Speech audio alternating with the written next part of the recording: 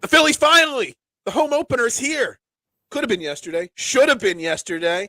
The rainstorm. John Belair said the storm of the century wasn't happening yesterday. The Phillies could have played, but the home opener's today.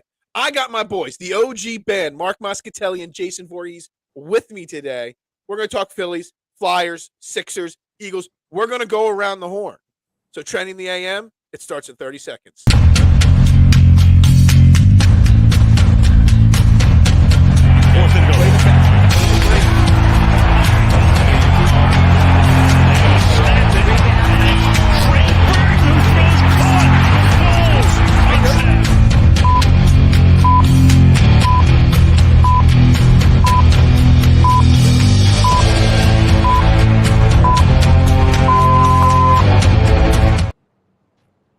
And a very good morning, everybody, and welcome to Trending in the AM right here on Philadelphia Sports Network. We're live, Facebook, YouTube, Twitter. You know the drill. Like, share, retweet, follow on all social media platforms. Make sure you do me that favor. Head over to the Philadelphia Sports Network YouTube page, hit the like and the subscribe button, turn your notifications on. It's the best place to get interactive with the show, dropping your comments, thoughts, questions. We're talking Phillies, Sixers, Flyers, Eagles. We've got the full gambit of conversation today. Good morning to everybody. Eagles won Bajan. We'll get into that later in the show for sure. Good morning, Adam. Everybody, welcome to the show. I am your host, Phil Stifle. I've got my two OG boys back with me today. Down below, we got Jason Vorhees at Mustang3651 on Twitter. We got my man, Marc Moscatelli. Mark with a C and a bunch of underscores. For those of you new to the Trending in the AM family this week on the new network, these two boys have been with me since the beginning of Trending in the AM. 18 months strong. So this is their debut on the Philadelphia Sports Network. Good morning, gentlemen. How you doing? Good morning. Good morning, Mr. Phil. I thought I'd get more excitement. You guys are famous now. You're on the Philadelphia Sports Network. I'm nervous. I'm very nervous. It's a whole new audience. I don't want to fail. It's a new level. And we got Big Ed and Adam checking in right from the get-go. So, you know, the loyalists are here first from the get-go. Mark's excitement will come out as soon as there's a disagreement. You will see Mark turn bright red. As soon as Phil says something wild, I'm going to be all over him. The veins will be popping out. I got multiple wild comments for today. So you guys know I'm overreacting to the Phillies' bad record. Mark and I were arguing last night because I was overreacting to the Flyers, and I got some bold, weird things I want the Philadelphia Eagles to do. So I got bold across the board today. But let's start. It is the Phillies' home opener today. Could have been yesterday. We know the situation. They called the game early because of the looming weather. The weather didn't come. I think it rained here in Kennett Square for 20 minutes yesterday. Literally a whole 20 minutes. But anyway, you know what? If they wouldn't have canceled the game and then the weather would have came, everyone would have complained about them not canceling the game. So whatever. It's fine that they did that. But the home opener is here. And let's start not bold. Let's just start with this. And I kind of touched on this a little bit yesterday, that canceling yesterday and having that extra day off could have been one of the best things for this team. You go on the road to start the season. Well, actually, backtrack. Spring training ends in bad fashion with Rhys Hoskins. The wind is out of the sails. You start the season on the road. You struggle mightily. And then getting that extra day off yesterday at home, in your own clubhouse, in your own home in bed, might have been the best thing for this Phillies team to kind of just catch their breath, breathe for a minute. And maybe that helps them settle down a little bit. And that today, when opening day at home starts, things are back on track a little bit. Mark, what do you think about that? You know, I think you're right. And I bet you that the whole organization really kind of pushed for that. Not more so the weather was bad, but the fact that the team really shit the bed coming out to start the season, like really bad. I mean, their relief pitching. I mean, like they got pitchers that have an infinity ERA.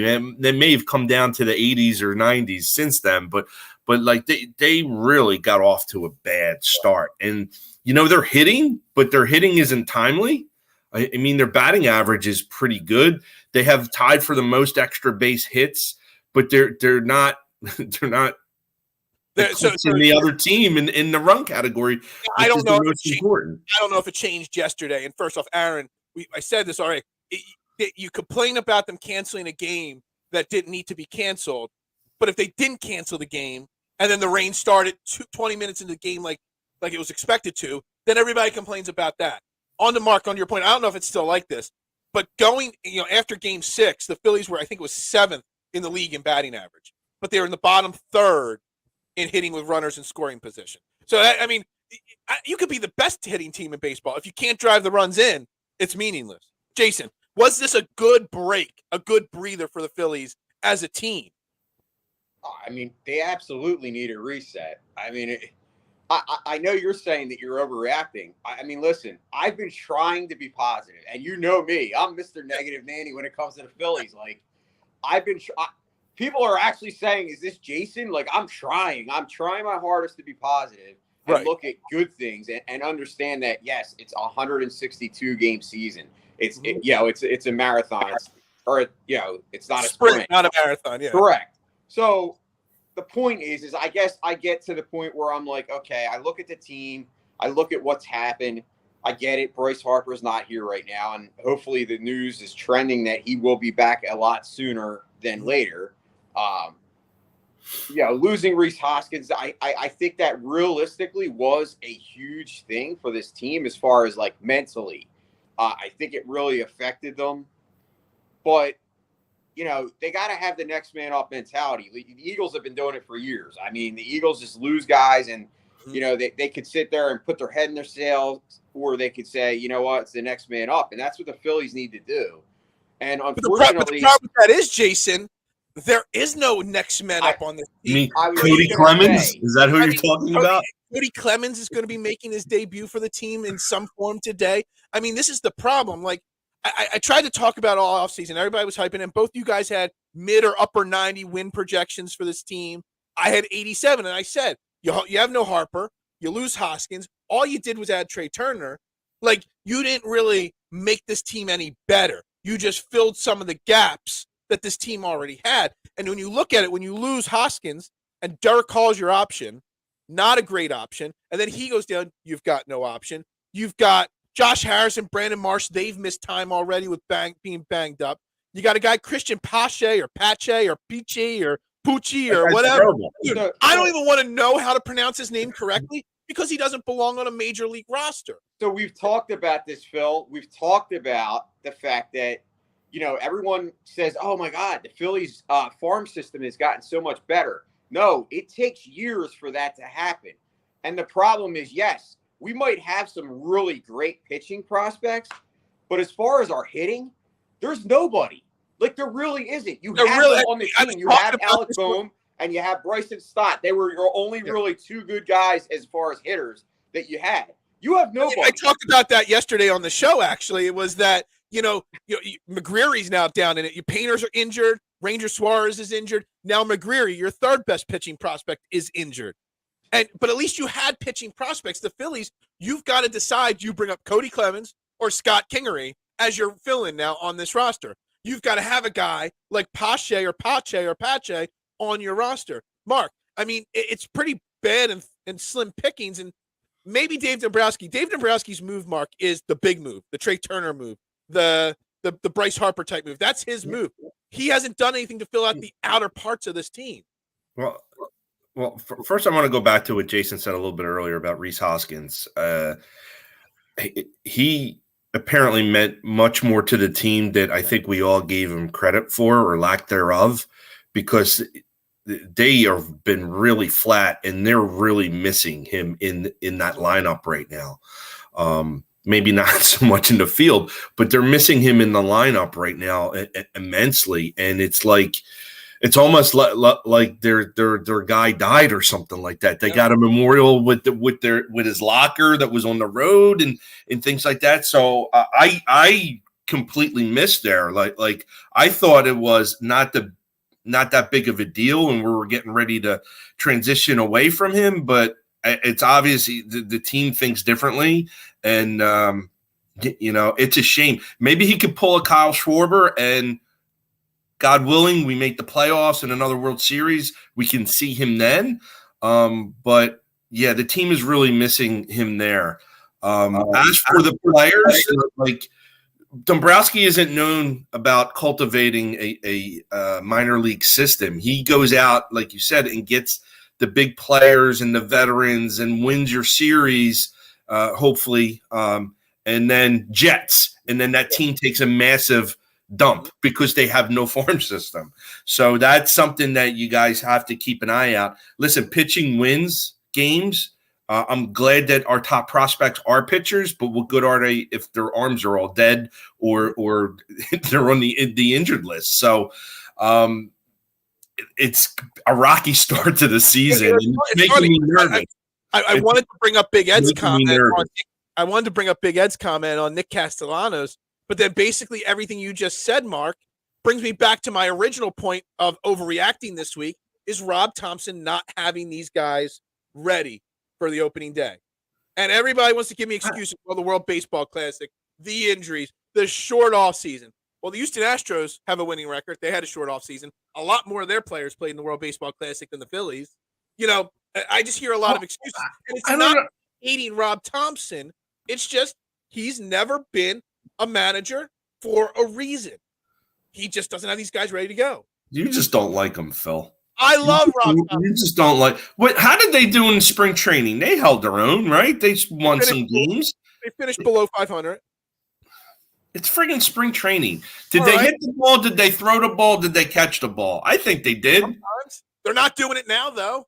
The problem is and see, this is where it's like I'm almost coming over to the dark side with Phil because I backed Rob Thompson more than any person on the on this show. Well, you did too, Mark. We both did because we kind of went against Phil. But I'm okay being the outcast. The problem with Rob Thompson is that I think the one thing that Phil was onto early, like in the offseason, was will this be the same Rob Thompson? It's easy when it's the first time around. But now you're talking about, okay, you went through that run. Now you're having more adversity again. How do you respond? And it's like, this is actually him leading the team from day one as opposed to taking over mid-season when it almost had to get better. Joe Girardi was horrible. Joe Girardi, that team was lifeless under Joe Girardi. So it was almost like it wouldn't have mattered. I don't want to discredit Rob Thompson because I think he deserves a lot of credit for what he did. But my point is that it could have another person for that team, and it could have been possible to get where they got because I just think that team needed a change. It needed a new voice totally in the on the inside, and those players responded. And I think they would have responded whoever it was. The problem I think that's great. That's the thing right there. I disagree with you. If they would have put Rob Thompson, Dusty Watton, anybody, it was lightning. Just remember last year. Yes, we got to the World Series, but it was a struggle. Like we barely made the playoffs. It was 2 days left in the season. We locked up that final wild card spot. It's not like Rob Thompson turned this awful team around and made them a juggernaut. And then they just got hot at the right moment, which this team does get hot. Like we're 1-5 right now. We might win our next 6 games. Yeah, I mean, it's very possible. This is a very streaky team still, but it's still the same team that's going to have a lot of cold spells and a lot of hot spells. And they're going to barely be there at the end of it. Go ahead, Mark. Sorry. The man has been in baseball 2/3 of his life. He knows what he's doing. And he's never been a manager. Stop it. Well, yeah, he fucking went to the World Series.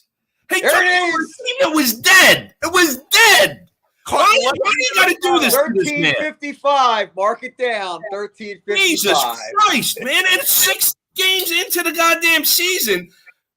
Day off, reset, home opener, pomp and circumstance today. Beautiful day, beer and hot dog. They'll win the game today. They're against Cincinnati Reds. The only thing that they got going is that TikTok star that goes, hey, that her boyfriend is on the game. She's an absolute smoke show. She asked him stupid questions about baseball. Her name is Hannah Randall. Follow her on TikTok. That's the only thing that the Cincinnati Reds have going for them. It's going to be a beautiful weekend. They're going to have the ring ceremony on Sunday. Hey, relax. Let the man manage. Yeah, it's a good thing I clicked. This is not a show for children. Need a lot of football. I'm sorry. We're not supposed to drop F-bombs on the Phillies Sports Network. It's not the first time we've done that on this show. All right, let's get off of Rob Thompson for a second because I want to cover a lot of stuff, not just Phillies. But we got to get into the Nick Castellanos conversation that Big Ed brought up. Is there a scenario here? Mark is so mad. Mark just ran out of the room. My dog is going nuts. All right, I'm Mark, sorry. Big Ed, did you teach this boy how to curse like that live in public? Come on now. The Nick Castellanos part, okay? We were begging for that positive regression this year. And last year, I mean, again, he was Big Ed saying he did teach you how to curse like that.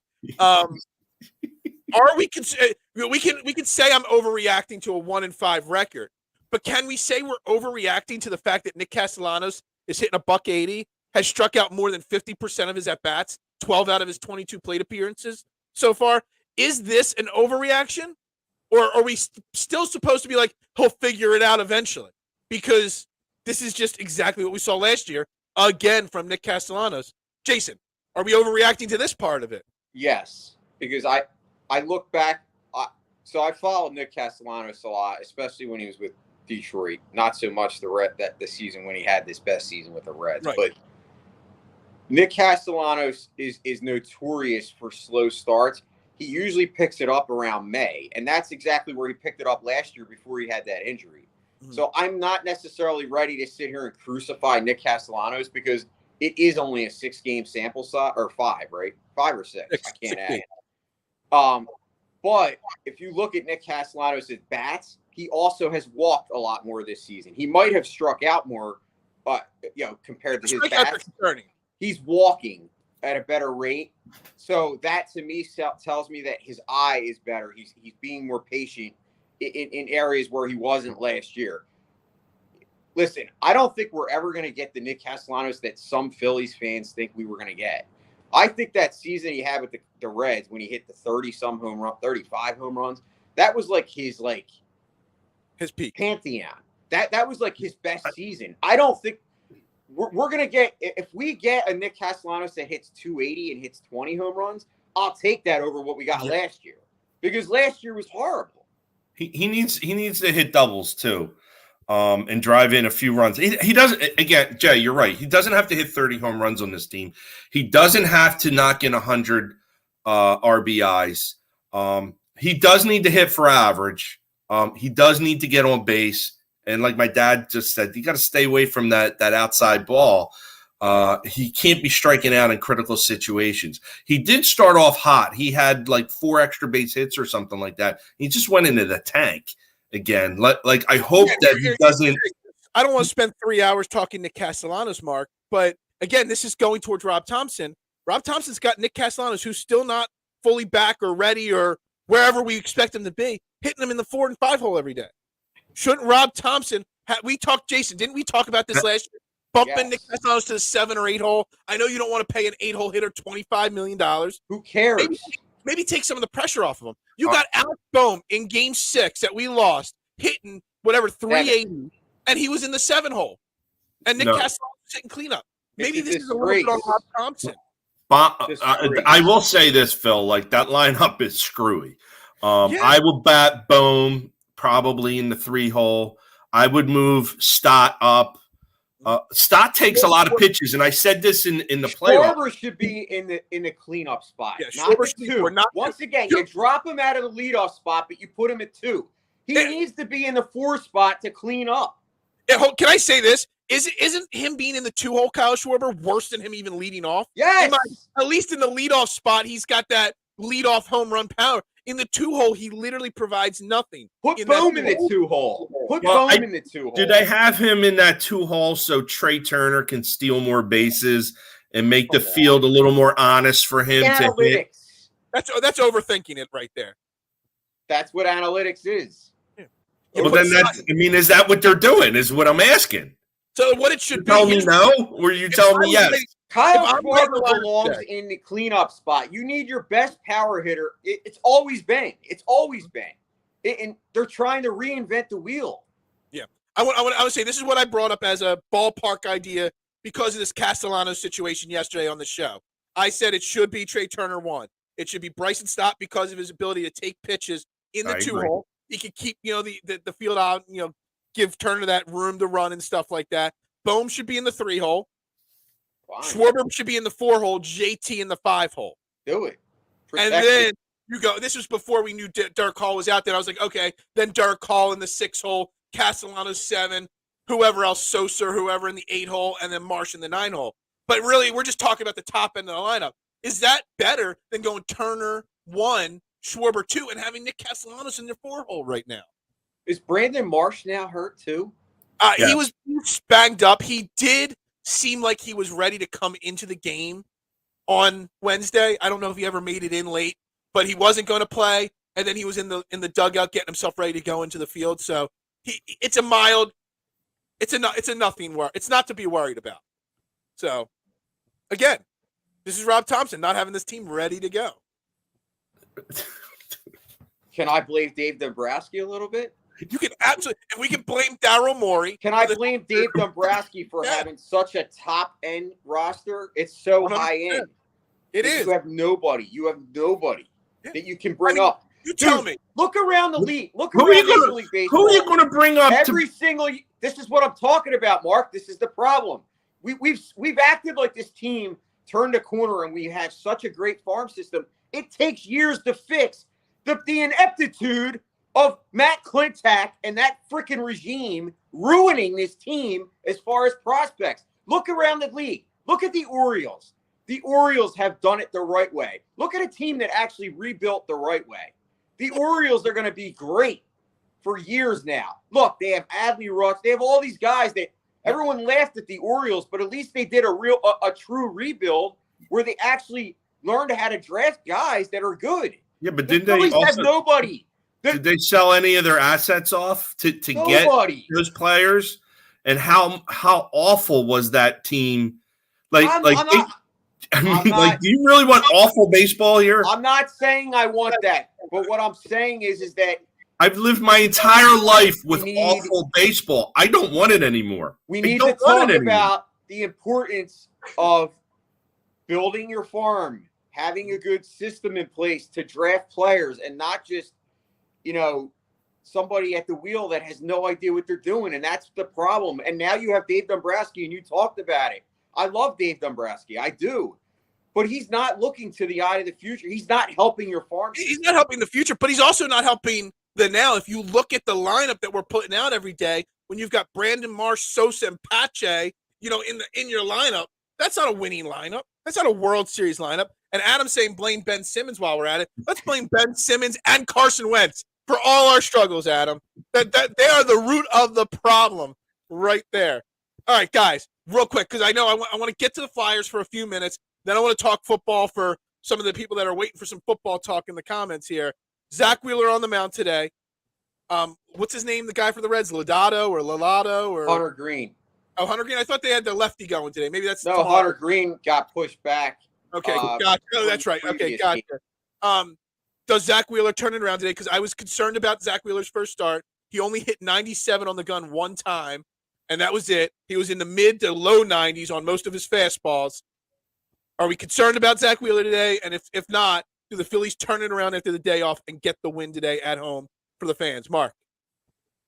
I think they win 4-3 today.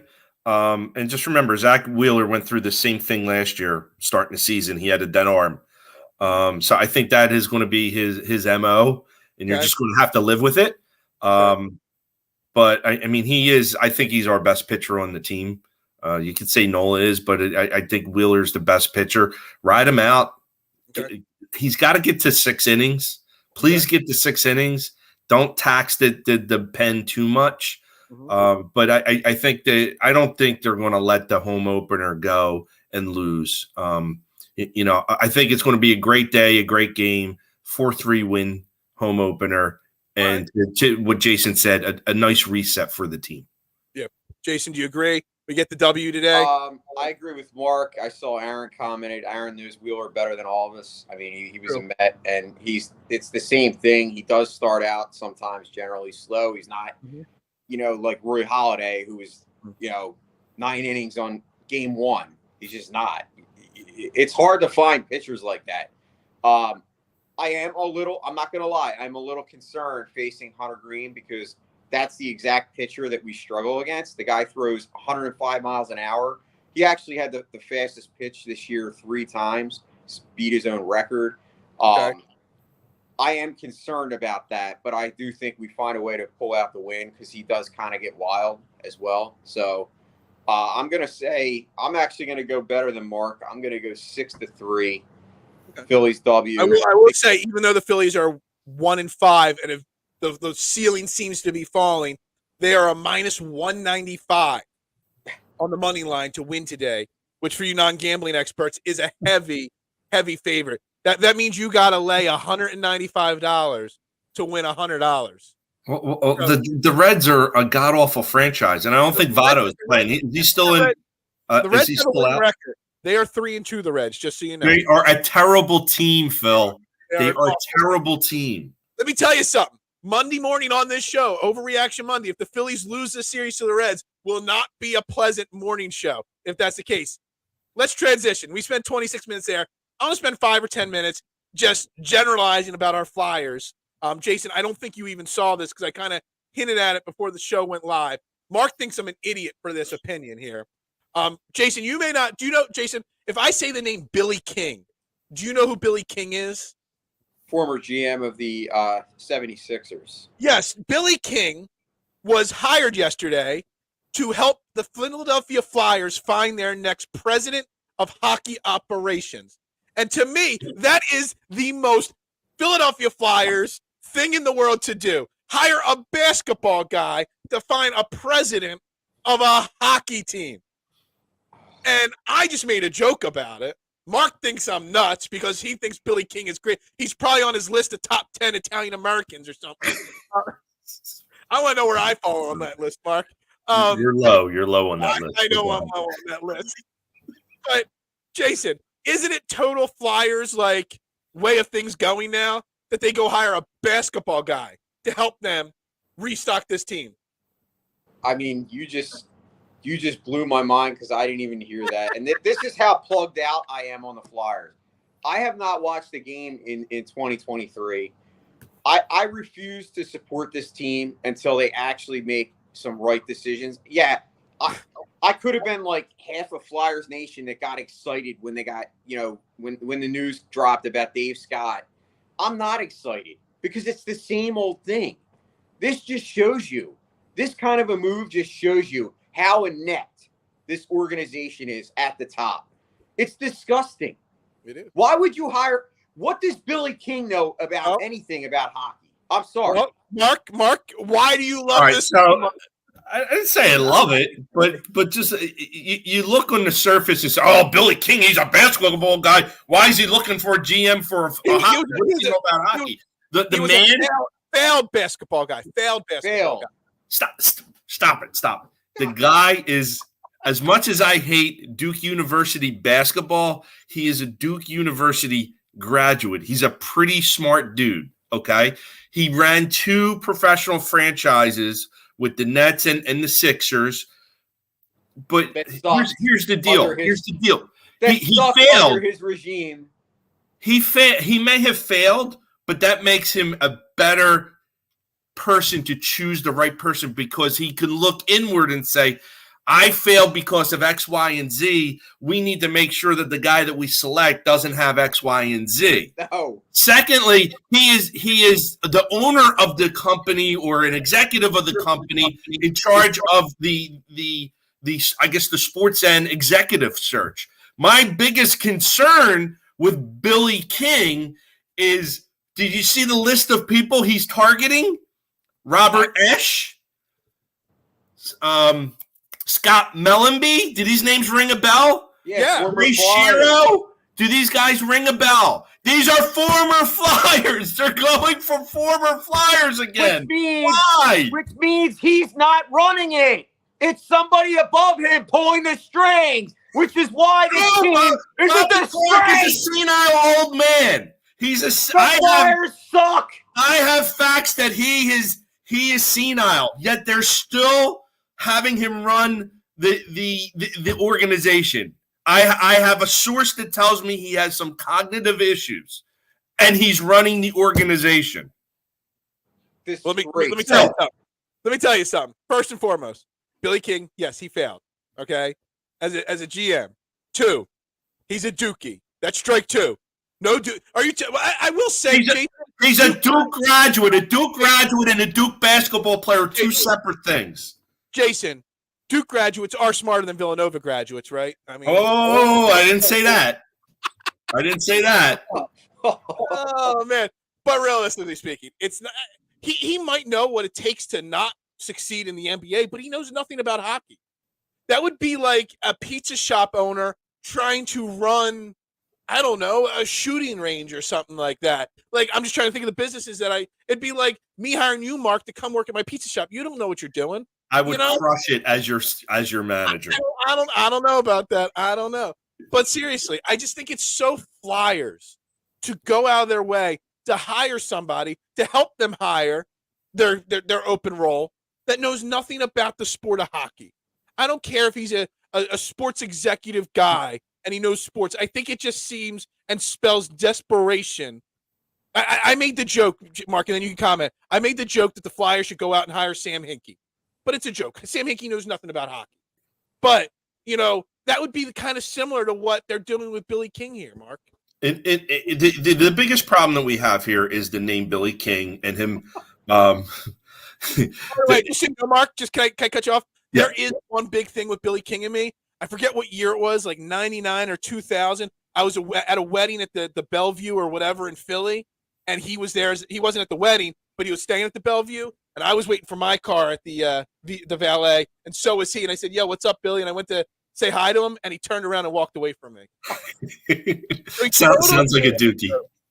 Totally. I didn't even say, so yo. He's an asshole on top of the fact I put it out my hand to say, yo, what's up, my man? And he just blew me off like I was a nobody that I was. You know what I mean? So I have some hate towards him. He's one of my top 3 guys that have blown me off. So, well, listen, I don't really care for him too. He locked down Mark Macon in '88 against Temple and cost John Chaney probably his best chance at a national championship. But I digress.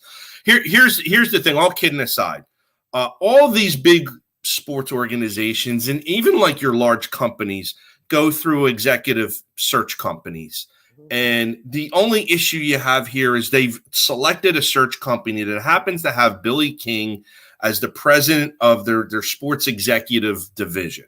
And it's a name that we all recognize. It's a name that people don't like in the city, and people are up in arms.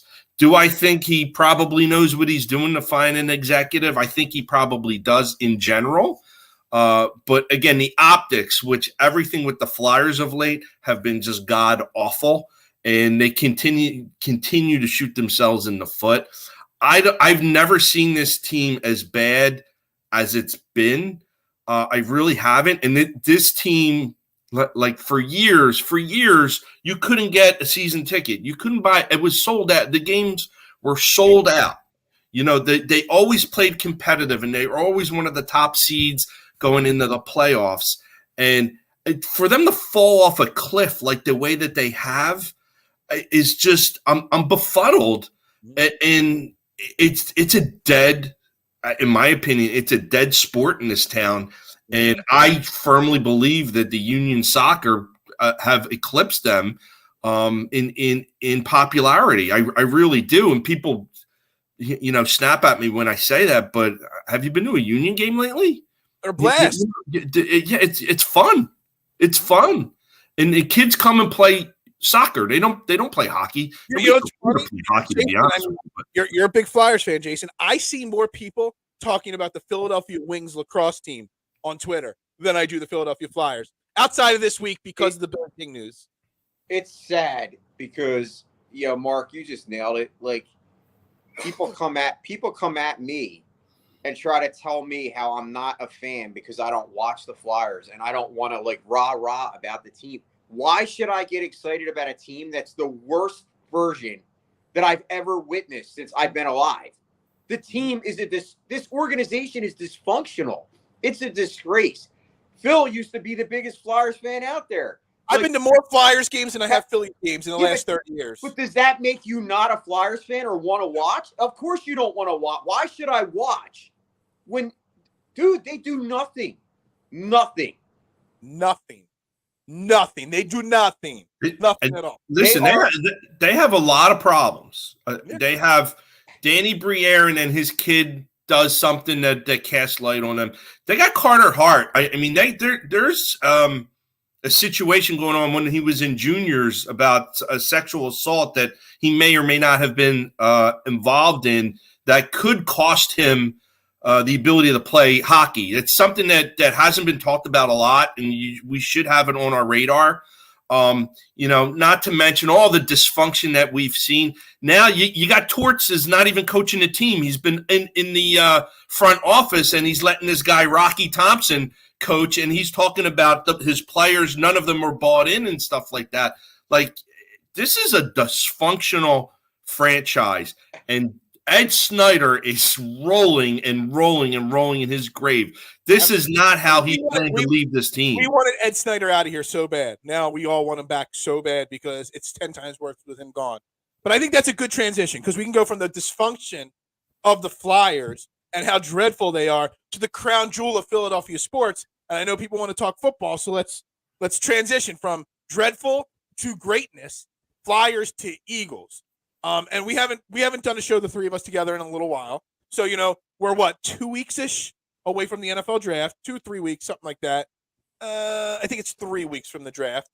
And I was thinking, and you guys know I hate the mock draft simulators and everybody armchair GMing their mock drafts all over the place. I do it sarcastically for fun and jokes, but I don't do it because I don't realistically know these players and these college kids really well. But everybody I see all over the place, when they're doing their mock drafts, they got the Flyers right now, or the Eagles. The Eagles have 6 draft picks this year. They got 2 first-rounders. They got the 62nd in the second round, the 94th in the third, and then 2 seventh-round picks. So they got 6 picks. But everywhere I look, everybody's got the Flyers trading down, acquiring more assets, drafting 10, 11, 12 guys, lots of projects in the third, fourth round. And I saw one yesterday, and it just got me thinking. I don't even remember what the mock draft was, but they had the Eagles taking 12 players. And I'm like, that's not what I want from this Eagles team. This Eagles window is there, and it's open. I want the Philadelphia Eagles to go all in on this draft, whether it's trading picks next year and this year for more A.J. Brown-type superstars, or making sure they go in. I know you don't like Jalen Carter, Mark, because of the off-the-field stuff, but going into this draft and getting at least 2 elite prospects in the first round, people that can affect this team immediately, defensive tackle, edge rusher, wide receiver, running back, whatever it is. I think the Eagles need to be all in on this draft because the window is open. Mark, what do you think of that? I think they need to use those 2 first-round picks and maybe even find a way to get that second pick, that 30th pick, and move up a little. To your point, grab 2 studs that you can plug in for starters somewhere for 10 years. I'd like Joey Porter Jr. I think they need to go corner. This running back thing with what's his name? John Robinson. Yeah. No, they're not going to draft a running back in the first round. They're not going to do that. They're just not. And it's just not wise to do that. Like you have to pay Hurts. And you don't pour your money into the running back position anymore. That is the 1980s way of running a team. I do think they need a corner because, let's be honest, Slay is 32. Bradbury is 30. I'd like to have some, because one of those guys is not going to be here in the next 2 years. I'd love to have somebody transition right in there into that starting role. And if you go out, Mark, and get one of those elite cornerbacks with the 10th pick or the 30th pick, then that's not going to be a plug and play guy. And what I'm gearing towards is the fact that last year we moved up to go get Jordan Davis, and Jordan Davis was injured part of the year, but not a plug and play guy last year. I want guys that are going to step in, not necessarily start, but how many guys are out there that are plug and play right now? In the top, there's quite a few. I mean, the cornerbacks, the guy from Oregon and the guy from the other guy are plug and play guys right now. But here's the deal: like, oh, you got the 2 starting corners. Like, they run nickels and dimes all the time. He would get a lot of playing time. All right, let's pump the brakes, because Okay. if you want to do what Phil's talking about, you go best player available. That's my opinion. My opinion is you should go best player available, not positions where you have already filled, or even positions that you don't have filled, but you're reaching just because you want to make that position filled, like a la linebacker, safety. Dude, to me, this draft, there's all the quarterbacks. You have Bijan Robinson. I get what you're saying, Mark, about not taking a running back in the first round, but you're not overpaying. It's not a Saquon Barkley situation where you're drafting him with the second pick in the draft like the Giants did. Bijan Robinson is on most people's on the God considered what's his name? The guy that's the draft expert.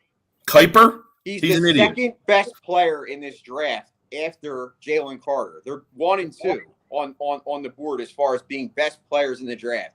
If you could get him in like the 20th pick, Bijan Robinson, but it's in the first round, who gives a shit? The guy is a plug and play. He's not getting paid now. You have him for 5 years on a cheap deal, and you have the best offense in football.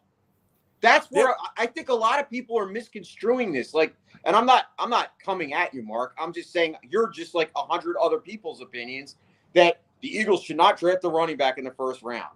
Okay, why? Because it's the 1980s way of thinking. No, people are looking at when the Cowboys drafted Ezekiel Elliott and the Giants drafted Saquon Barkley. But we're not talking about the second pick in the draft. We're talking about the running back dropping and the Eagles taking him with the 25th pick.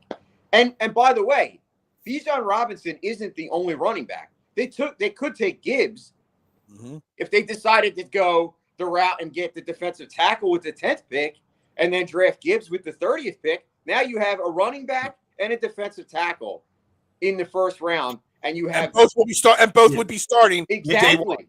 And honestly, if Jalen Carter does fall to 10, I do think that they are going to pick them. I'm just really scared about that. I mean, it's a very valid fear. I mean, listen, man, we had a guy that was a tackle, that was all world, that was, loved life to the fullest, and he died in a tragic accident. Like, I'd like to think like our sports franchises learn from things that have happened in the past. And going back to the Flyers, there's a reason why Mike Richards and Jeff Carter got dumped, is because they lived a wild lifestyle and they did not want to go through the Pelly Lindbergh situation again as a franchise.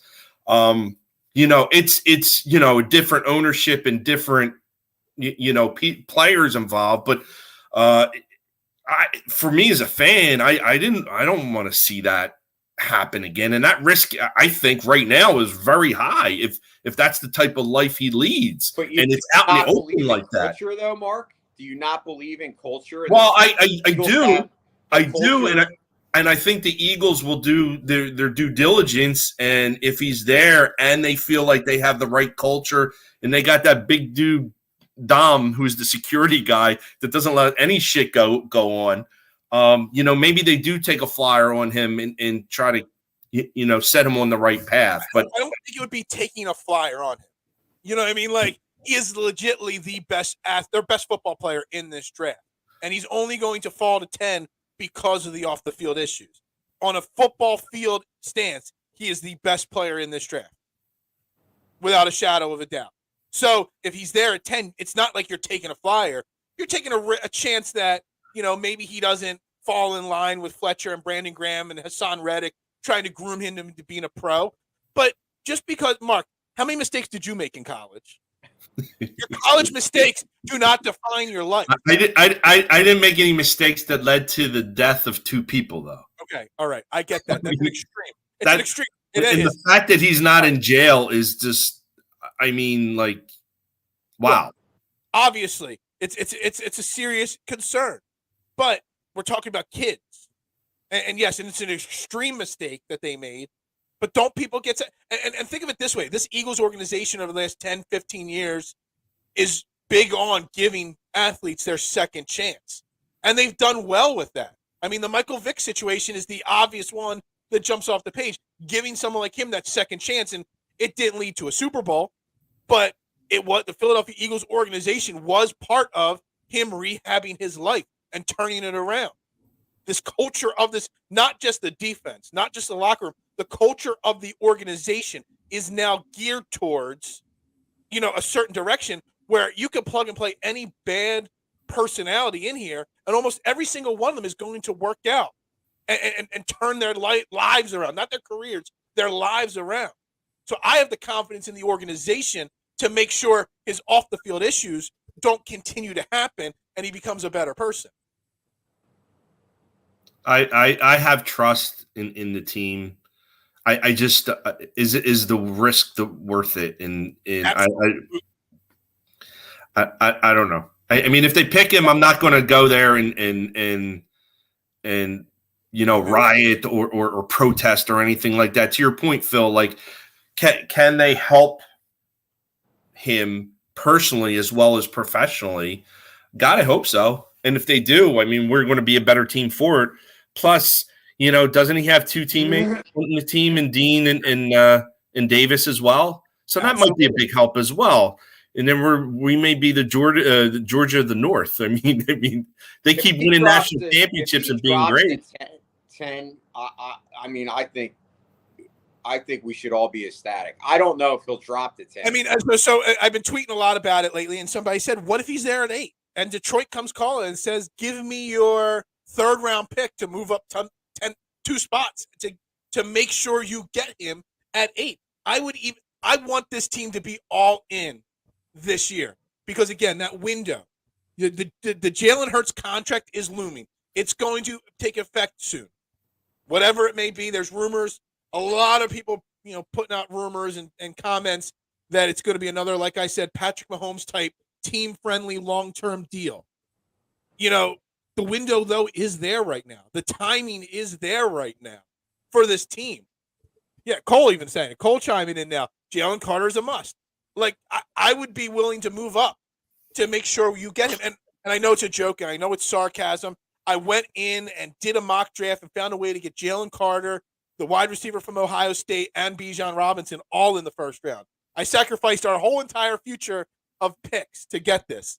But it's about the joke is about the theory of making sure you grab 2 or 3 must-play, first-day, effective players this draft. Because there are still holes on this Eagles team. So if you're not going to make the trades for the players, you go get guys that can step in right now and effectively help this team get back to the Super Bowl. I mean, like I said, I think I'm in agreement because I think now is the time to maximize your window, have the best players you can get. When's the next time that the Eagles are going to have 2 first-round picks and have one being in the top 10? I mean, because of how good they are. When's the next time? If you look at all these armchair GM mock drafts, they'll have 2 first-round picks next year. Or the year after that. But they're not going to ever be high first round. We lucked out by getting the Saints pick, which could have been better. Which I'm pissed at the Saints for winning. They went on that little winning streak at the end. It could have been a top 5 pick, but like the embarrassment of riches. We talk about it about how the Eagles have like just continually been the gold standard. We use that term. Howie Roseman will always find a way. But my point is when is the next time you're going to have this opportunity?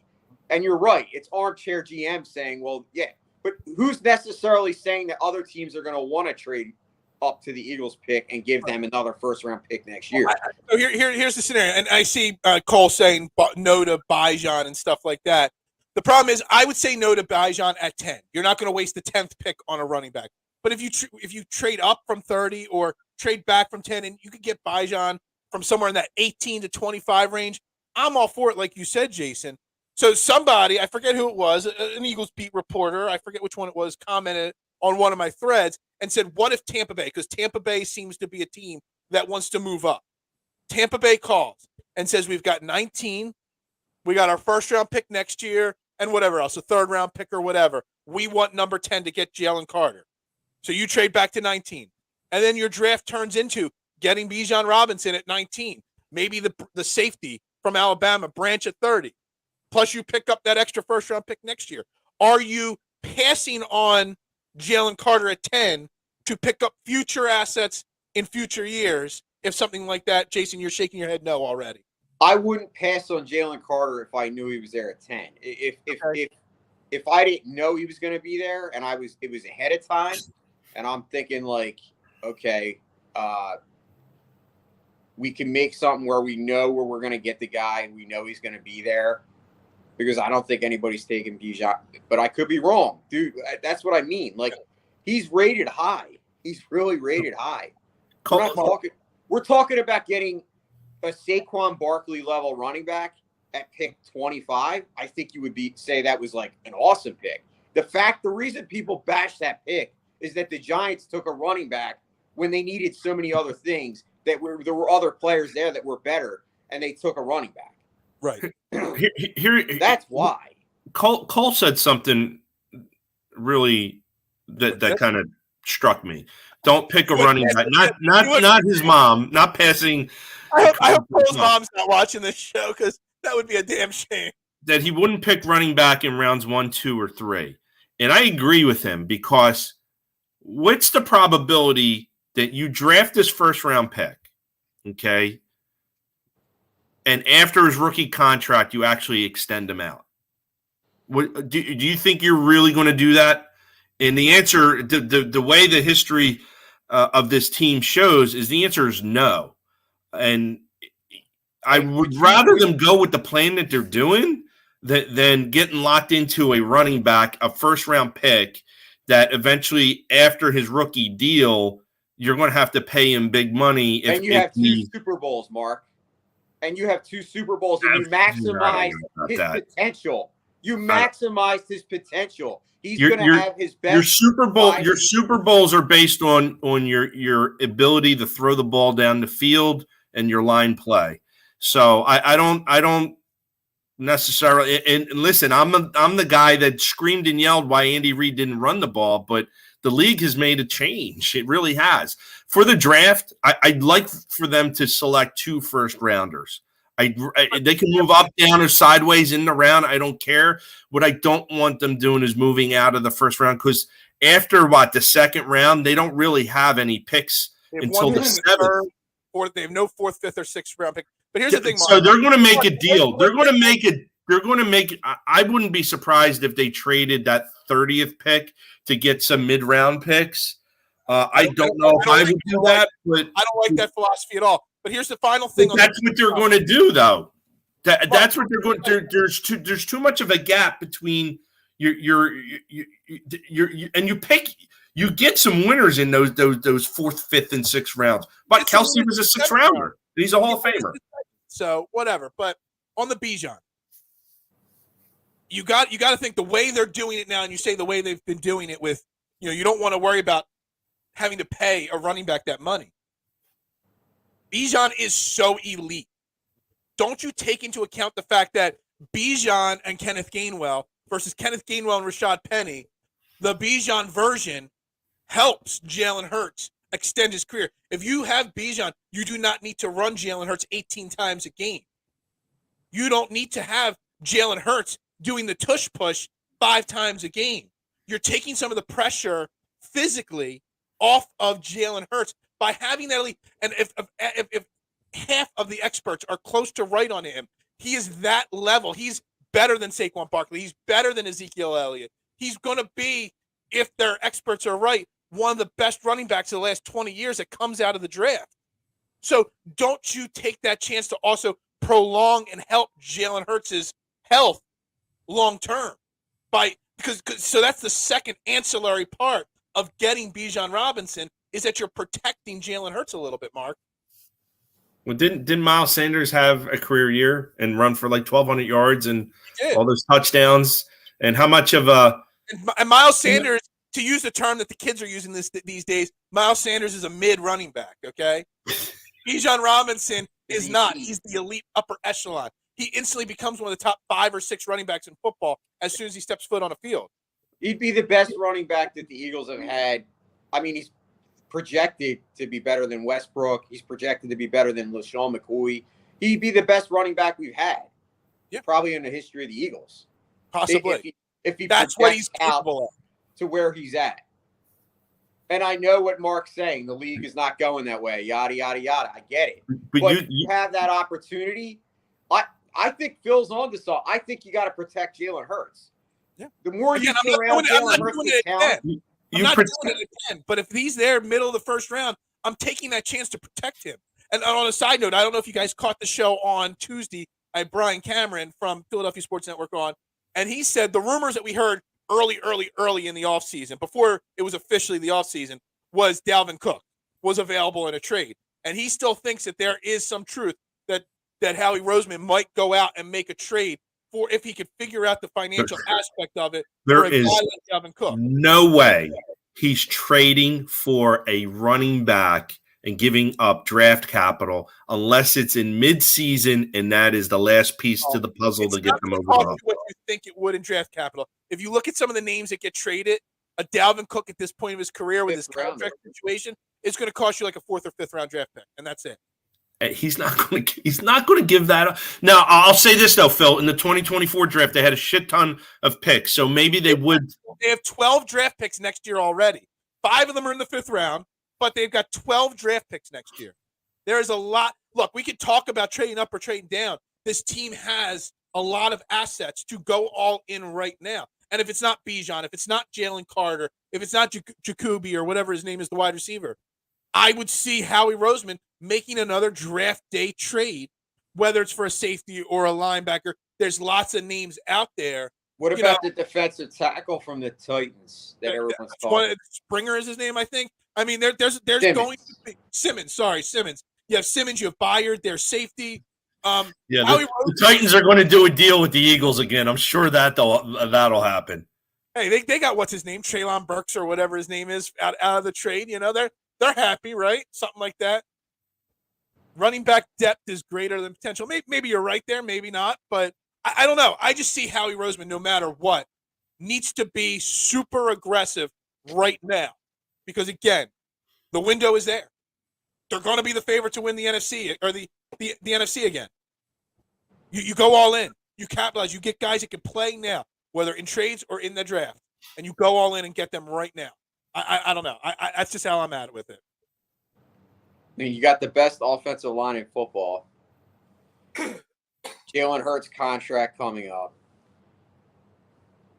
You already added. You have Devonta Smith and A.J. Brown, and you have Dallas Goedert, who's a top 5 tight end in the NFL. You add a stud running back to that, I'm telling you, that offense is, I'm not going to say unstoppable, but you pretty much have the makings for, okay, well, if our defense isn't that good, let's just outscore everybody.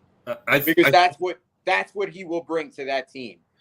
I think they need a slot wide receiver, a third wide receiver before they need a running back. You can get those guys in. You go draft a wide receiver from Ohio State with the 10th pick, and he could plug and play right there in the slot and start and be 100 times upgrade over Quez Watkins immediately. And again, it's not the in the trenches move that we want, but it's a plug and play move that makes this team a better chance at winning the Super Bowl next year. I don't even know who that is. I'm not even going to try to Obnikonda. Maybe I said it right. I don't know. Real quick, 3 minutes here. I promised everybody that we'd cover all 4 Philly sports teams. We got 2 minutes left. Sixers. They're this weekend. They're wrapping up the regular season. They announced late last night. I saw it early this morning. Joel isn't even traveling with the team to Atlanta for the second to last game. Probably won't play in Brooklyn either on Easter Sunday. Confidence level, Mark. The playoffs are here now. The Sixers are going to be the 3 seed. They're probably playing Brooklyn in the first round. A slim chance that it's Miami in the first round. Is your confidence changed at all that this Sixers team can get past the second round and the Boston Celtics? I think they win the NBA championship. Wow! Boom! I think they win. It's not going to be easy by any means. They've proven they can beat the Bucks. They've proven they can beat the Celtics.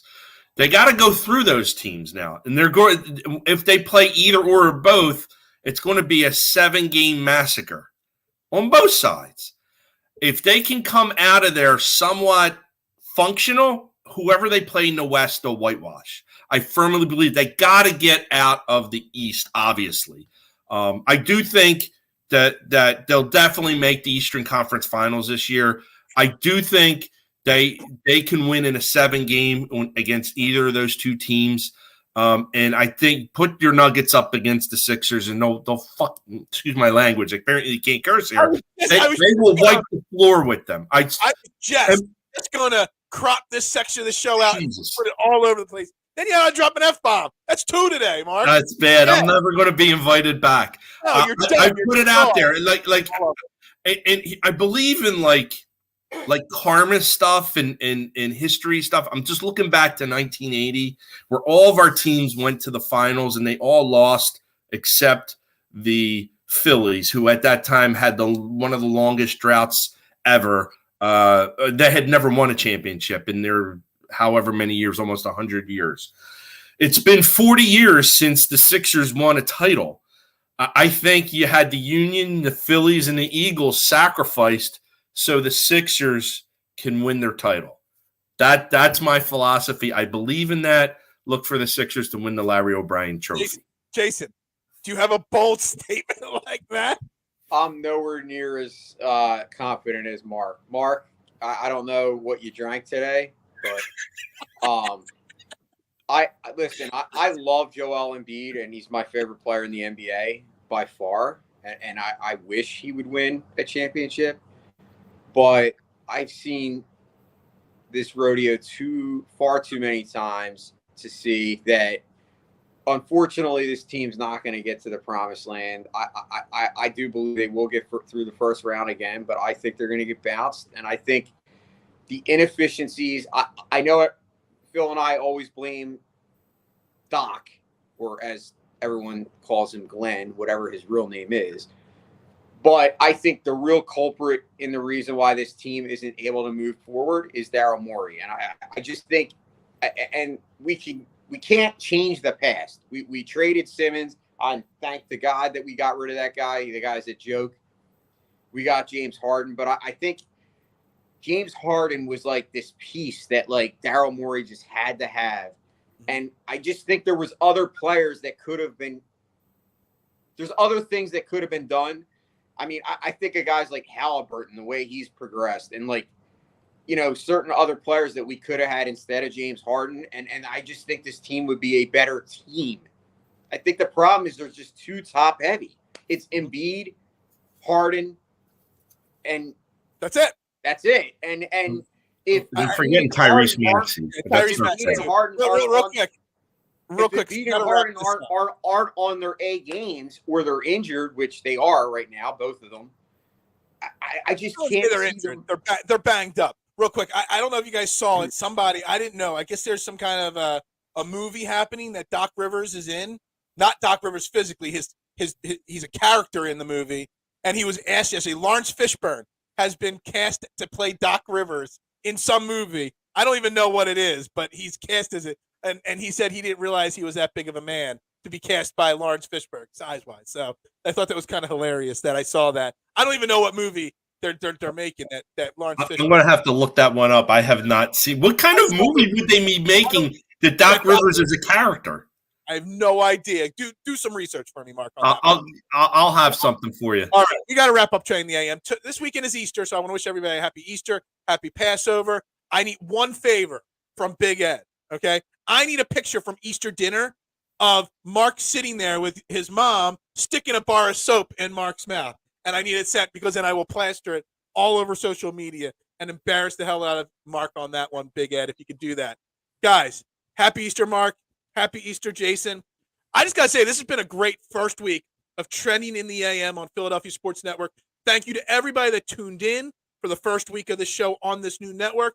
Thank you to all my guests, Brian, Regina, Mike Gregor, Mark, Jason. I greatly appreciate it. Next week's going to be better. And the week after that, we're just going to keep going on this thing here. It's Masters weekend. Enjoy the Masters, everybody. For Philadelphia Sports Network, I am Phil Stiefel. This is Marc Moscatelli, Jason Vorhees. Make sure you shoot them a follow, guys. Back next week, Monday, 8:30 a.m., Overreaction Monday. Guys, happy Easter. Happy Easter.